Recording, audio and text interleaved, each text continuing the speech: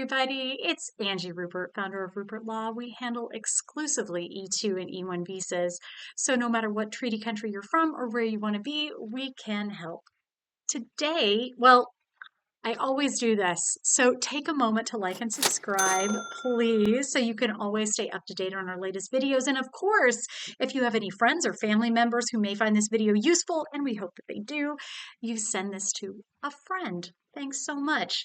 So today I want to talk about a type of business that we hear a lot about, which is Airbnb management. Can it work for an E-2 visa? It sure might, as long as you meet the E-2 visa requirements, right?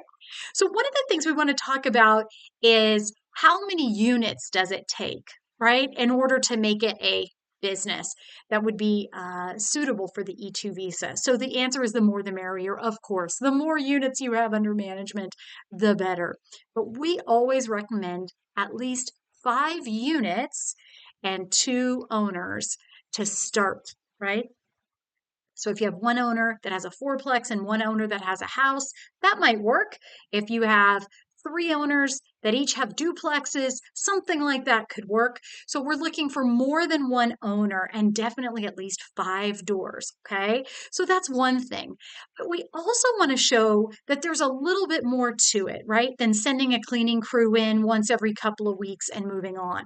So one of the things that we've seen be successful in Airbnb management is to also add a few other services like staging, right? This is also a great way to use that substantial investment to buy a variety of furnishings that you can use in the different houses. That would include bedding, towels, silverware, plates, any types of furniture, lighting, things like that. So that's another option or another service that you could add as far as the Airbnb management. We also recommend that you have a website that is proprietary to you, right? So we don't just want to list them on Airbnb. You're also going to have your own short-term property management website where people can book through that site as well. So keep that in mind.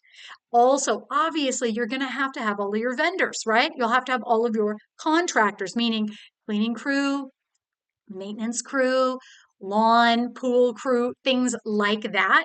Of course, we always recommend that you have at least one part-time U.S. citizen or green card holder on payroll at the time of application. So keep that in mind as well.